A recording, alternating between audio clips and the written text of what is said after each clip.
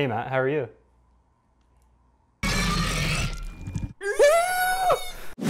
Welcome back, guys. I'm Matt. And I'm Micah, and today we'll be checking out A Quiet Place Part 2. This movie is written and directed by John Krasinski and stars Emily Blunt, Cillian Murphy, and Millicent Simmonds. Could you tell us about the plot for the movie? Basically, the first part of the movie shows a flashback of what happened before the events of the movie. And I guess basically there's all these families in the town, they're just watching a baseball game, and then they see maybe a meteor or a spaceship coming down to the earth, and everyone freaks out, obviously, because they have no clue what it is. And basically everyone just starts running away, and they figure out it's an alien that attacks everyone. No one knows exactly what they are. And basically, pretty much everyone's just running away, and then it kind of shoots back to, I guess, present time, which is, I guess, the ending of the first movie. It kind of happens right after the end of the first movie and kind of shoots you into the second movie. This movie picks up right where the first one ended, where the farm the Abbott family was living on was destroyed in an attack by the alien creatures. It literally continues right after that event. The family essentially wants to get away from the farm's destroyed, they need somewhere better to live. That sets out their journey to find some camp they can go to, and also their newborn baby needs oxygen. It's like on an air tank to get air. Can you put a little bit more time in on this? Oh, hell no! Okay. The family set out from the farm because they needed to get more supplies. The farm was broken, they needed food. They needed an oxygen tank for the baby, which needed kind of help with breathing. So that's what the oxygen was for. And they set out on this journey, and then they end up at a camp actually that was they knew the guy before the I guess the apocalyptic aliens came down. So it's just them trying to survive, and eventually the daughter, I think her name was Regan, was it? Mm-hmm. The daughter Regan hears a song on the radio which is being broadcasted by some unknown group, and she has this thought that her guitar amplifier, which she found out can really mess these aliens up because of the high-pitched squealing, and she has this idea that she takes her guitar amplifier, which can make the squealing noise, and really suppress these aliens. If she can get to this radio station, she can broadcast that horrific screeching noise from the guitar amplifier. And if she does that, it'll maybe not kill the aliens, but suppress them enough so everyone can get rid of them.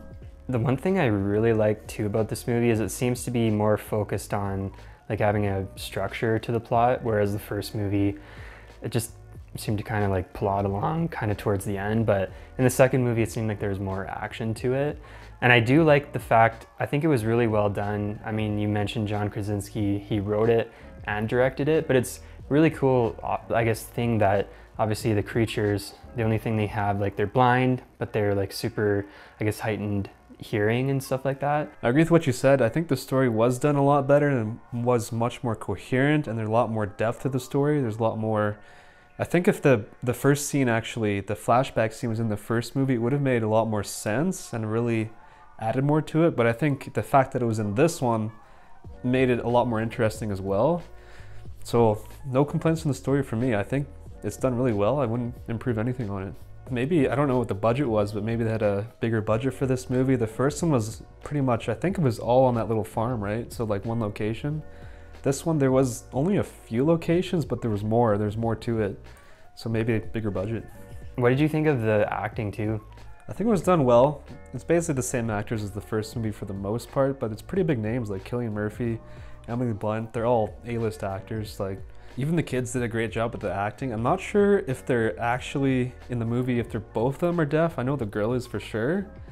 The son actually, did he even speak at all in the movie? Because he just did sign language, but I'm not sure if he was actually deaf. He wasn't deaf because when certain things happened to him, he was screaming and everything like that. I liked the movie overall, and I thought the acting was good. And basically, you never know what you're gonna get with kid actors, because sometimes they're really cringy. Are you an angel? What? But I thought overall they were pretty good, and Emily Blunt is a great actress, and Cillian Murphy always does great stuff too. All right, Matt, so who should watch this movie? I think anyone who likes a good action-packed story, it really pulls the story along really well. And there's good action, the acting's really nice, and it's definitely builds suspense and gives you that anxiety feeling when the family's in trouble. So I think anyone likes a good story, and I would say you don't need to watch the first one necessarily to understand this one, but I'd recommend it since it literally picks up from the first one. What about you? Like everything Matt said, like the story was even more well done compared to the first movie because there was, I guess, more of a focus on the actors, whereas I feel like the whole first movie was more focused on the monster portion, and then I feel like the characters are more relatable in the second movie because they feel like they're surviving more. So yeah, if you like a good action movie and you're always ready for, like, I guess, not that I wouldn't even characterize this as a horror movie. It was just like, there's a few parts that might scare people, but yeah, you can't really characterize it as a horror movie. But overall, yeah, I think most people like the movie. I'm sweating on my mustache. I know. I almost started laughing because I saw the sweat almost dropping off your mustache. It's like, oh no. Thanks for watching, everyone. If you have any other movies you'd like us to review, let us know in the comments section down below.